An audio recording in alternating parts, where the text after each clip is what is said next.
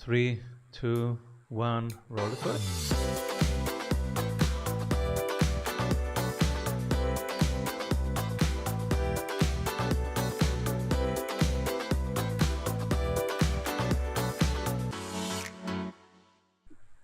Welcome back, everyone. This is the Sales Squad. There can be only one winner today. Who will win? Outbound sales or inbound sales? You guys, you have a ton of decisions in front of you. Should I do this or that? Should I improve marketing? Should I improve how people find me? Or should I improve how we find people? Big decision, not an easy decision. We know it, so we are here to help. Who is we? Glenn Oswald, everyone from Austin, Texas, certified strategy sprint coach, an incredibly experienced business coach. He is the finance guy and the restructuring guy that I call to. If I'm not sure about something financial, I call Glenn. So, today we will help you go through the pros and cons. Should you build an outbound funnel or an inbound funnel? There are very different schools of thoughts. So let's go over both pros and cons. We'll share some experiences so that you can take better decisions for your own funnel. Let's start with the outbound funnel. Glenn, over to you. All right. Thank you, Simon.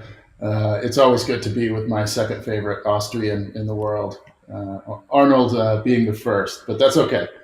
You're still you're still a great Austrian. So okay, outbound sales.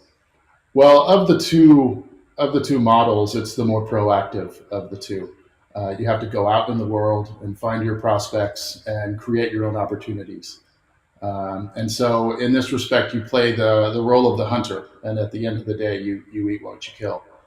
Um, you've got to be able to identify and qualify your leads, and then proactively, through your outreach, create the interest.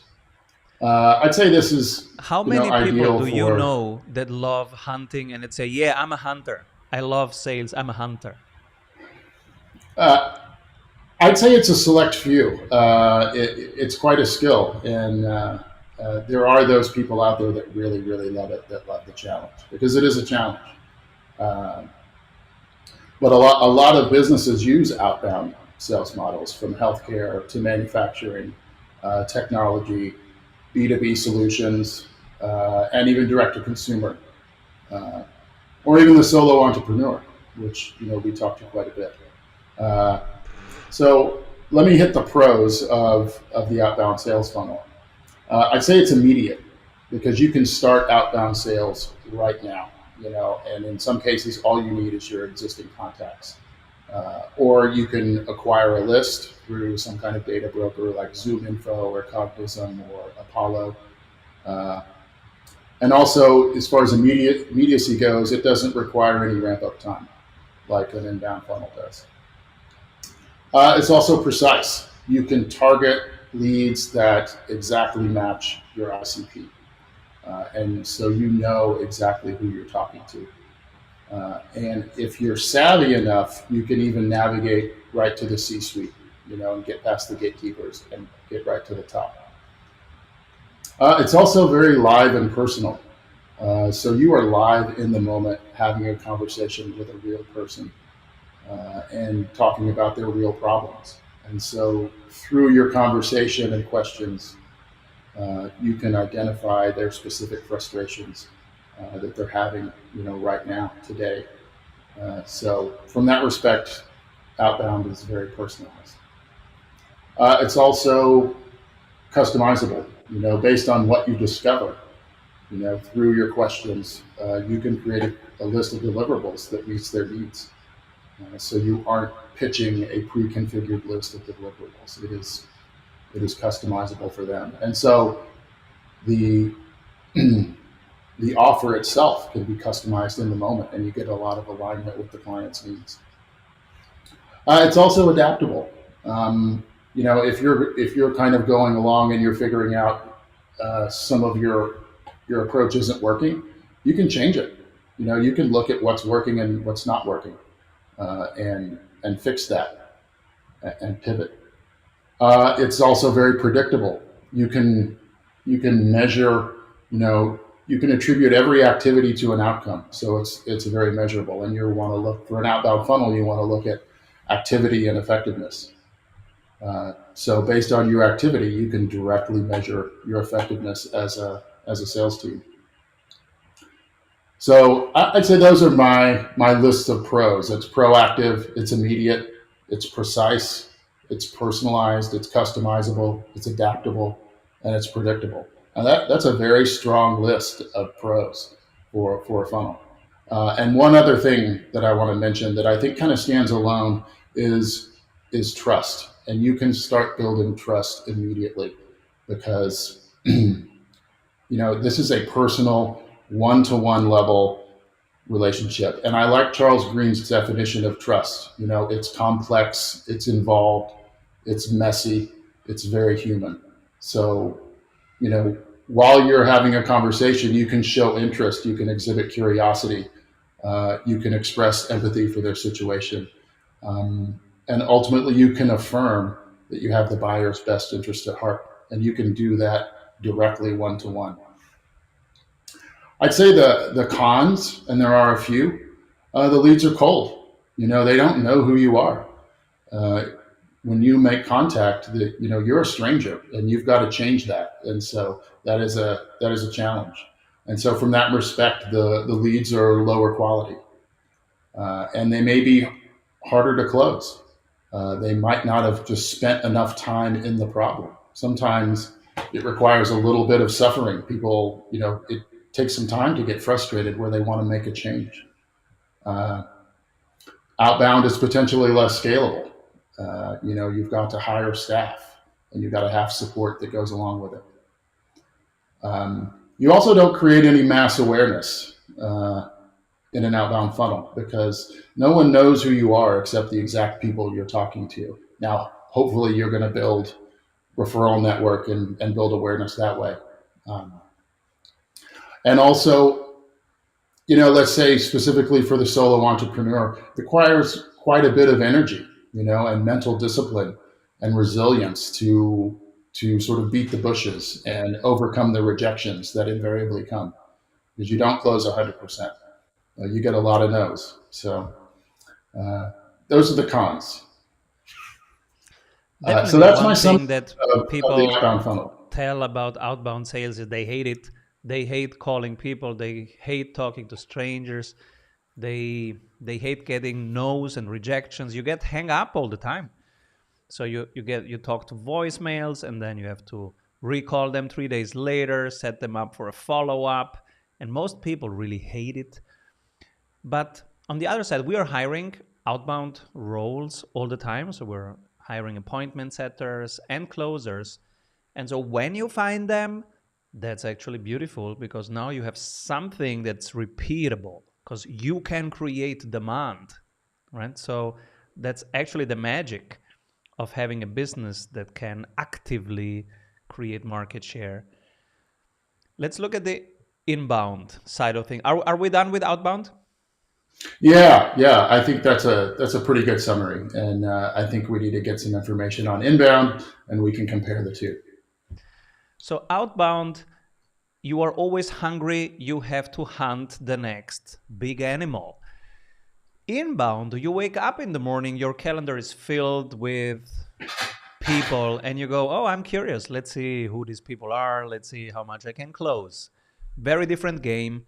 Everybody would love to have an inbound pipeline that's full. We wake up in the morning, your calendar is full of ideal clients. That's what everybody wants. But it's actually also pretty hard to build that. So let's think about some of our current clients, and let's say how long did it take them to have 10 to 15 qualified leads on their calendar when they wake up per week? It takes quite a while because you have to get out there with your content. So you either like doing videos, then you can play YouTube, which is definitely a strong thing because it's also an SEO game. It's a search engine. So if you put a video out there about a topic, even 10 years later, when people look that topic up, you pop up. So it's a powerful tool, but it's definitely not as immediate as you said. like outbound sales. It takes a while to grow on YouTube, to be seen, to be found. When people Google you, that you pop up in the first page, that takes quite a while. So, and this is something that takes endurance. So while the main pain of outbound is rejections, the main pain of inbound is, can you endure months of no engagement, no likes, no comments, but you still show up for your community? You still bring the value. So that's the hardest part in inbound. But when people can get through that endurance stage and they come back the other side, that's when they have a great life. Because now, yeah, you wake up in the morning, you have some emails. Oh, I watched your video, I read your book, I went through your audit, I kind of like it, can I have some coaching? That's a great start of the week. But there were months and months of building that up that nobody sees, and they're actually pretty stressful. You feel alone. You go like, oh my God, does the world really need this? So you question yourself. That's the problem of the inbound part. But when they are on their calendar, they jumped on your calendar, so they want something. They're usually like 60% ready, and you can make them 80% ready with a couple tweaks. So we like to have a landing page or a Calendly set of questions that makes them actually from 60% to 80% ready. So when you hop on that call, you can close in one or close in two with a 50%, 60%, 70% win rate. That's the cool part about inbound sales. But I am in many communities and we talk about sales and they go, I wish I had some inbound. I just have outbound. So most people I talk to have just outbound or just inbound. So they're waiting for referrals from current clients or from colleagues or from affiliate partners, joint venture partners that refer to them. But a referral system in most cases, so yes, it's an inbound system, so they come ready, they come with trust. But most Sure. people don't have a referral system, something that's repeatable. It happens to them that they get referred, but they don't have a system of asking for referrals, following up on referrals, having a one pager for affiliate partners, all these little things that make it a repeatable system, having structured power hours or masterminds that are designed towards that. So what I love about inbound sales, you wake up to the morning to the in the morning and have a filled calendar. The tough part is the endurance part. It can take years. I mean, just writing a book usually takes half a year, and then promoting it takes another half a year. And then you have to really hope that each end of the chapter is like a lead magnet. For example, the end of the chapter says, hey, if you want to apply this, this is how you can apply it. Click here or send me an email. And then if it was interesting enough, that chapter, the end of the chapter can be the beginning of an inbound sales funnel. And, and so a good editor will help you craft that chapter in a way that at the end of each chapter, people want to take action and either send you an email or download something from a website. But that process alone is half a year writing, half a year promoting. So it takes endurance again, because also while you are writing a book, you are not getting direct feedback that somebody needs it, that somebody is happy about it. And so can you do something where 6 months in a row you get zero feedback? That's the inbound Yeah, problem. that's tough. Yeah. It's super tough. You question Yeah, the waiting yourself. game. Yeah, does the world even need this? Let me stop it, right? Let me do something that pays now. And then people switch to outbound sales. They go, okay, let me call somebody directly. So let's move to the verdict. So many pros and cons, pros and cons. Who is the winner? Okay. So we like to pick a winner. We like to be, we love for there to be a real winner. But I think when you look at the pros and cons of each, uh, and specifically when you look at the idea of, are you being proactive or are you being reactive, and the time gaps between those two, because you just mentioned with an inbound funnel you've got to sit and wait for a while. It takes a while for the funnel to start producing. So I think a great idea here is that they're both winners and that you need both. And while you're ramping up your inbound funnel, you can turn on your outbound funnel and start going after clients. And so I think the reality here is that they're both winners and that you need both, and that they both go together pretty well. Um, that means you're a very busy person. You're creating content and you're managing a content strategy while you're also you've got outbound calls. You've got to cold call in whatever channel you're going after, whether it's calls or direct messages or emails. And there's a lot of channels these days. Uh, you've got both going at the same time, and while you're perfecting your outbound funnel, your inbound funnel is ramping up and getting going and creating the awareness. One thing we didn't touch upon is paid ads. Is paid ads inbound or outbound? Let's talk about paid ads. So some people think, oh, that's easy. You just put in like $5,000 a month and then it magically brings you the right people. So most of the solopreneurs and small teams that I've seen running ads have actually wasted a ton of money, including our own team that wasted every time like $12,000, $17,000. So the first problem was it's much more effort than you think. So we had agencies from the outside doing it. Still, it was a ton of work to create the right copy, A/B test all the time, copy and creative, copy and creative. So the text and the image, the text and the image. Then you have teams like Facebook, even more than Google, just giving you the wrong people. So you have to still target very sharply. What we did, for example, we wanted only CEOs, only business owners and CEOs. So the image was, are you a CEO? So you really start by filtering out everybody who's not a CEO. And still Facebook was giving us 90% of people who are not a CEO and who were from countries that we didn't select in the first place. So one experience is you just get the wrong leads. It's not in the first interest of the platform to give you the best leads.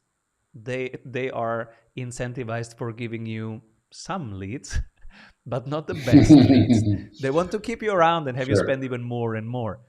So now you're spiraling up, and now you're spending 50,000 a month, and now you are playing against much bigger players, which is a game you don't actually want to play, and especially you can't win. So the experience is, if you think that it's easy, think twice. And this is just filling the pipeline. Now, when the pipeline is full, you need super tight systems to close them and quite a high win rate. So the second things that we're seeing every day when we coach people is, well, their win rate is 20% in the first place. They don't have a written sales script, so they don't have a closing script. They don't have repeatable steps in the closing Mm-hmm. script, like for example the 8 steps of the yellow pyramid or any repeatable sales method. So they lose a lot. So they spend money. Now they're on the phone, on the calendar, in Zoom, and they're losing again. It's diluting because they're not closing well. And then if they learn to close it, they become the bottleneck. So now they need to hire people and onboard them, but they don't have onboarding checklists. So it takes a while to onboard them. So it's full of problems, actually. I've never seen paid ads work for solopreneurs or small teams. I only see it working for large teams with huge budgets. So below 50K a month in just in ad spend, I've never seen it work, actually. Mm-hmm. Mm-hmm. Yeah, and also if you dive right into paid ads, you don't even know if your positioning or your messaging is correct. And if you're going to do that, you do it for free. Don't dive into paid ads. So everyone, I hope we could cover some ground. I think we showed many angles of what inbound sales is, outbound sales, paid sales.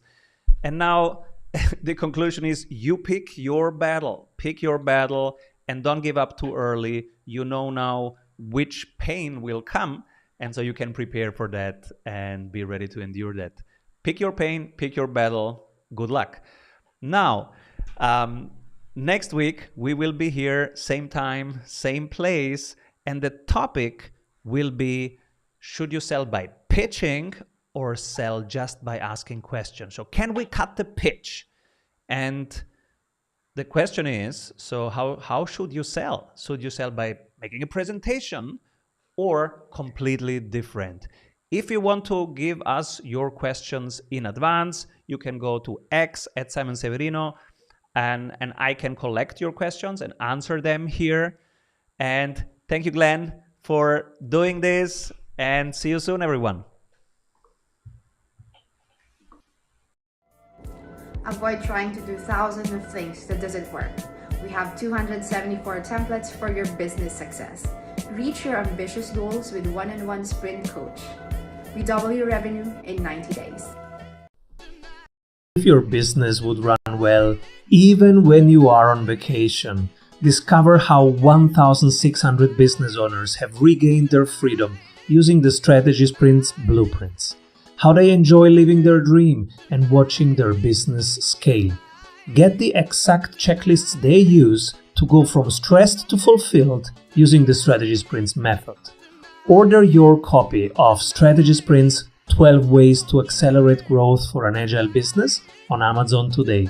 And if you love it, leave us a review. For more information, head over to strategysprints.com.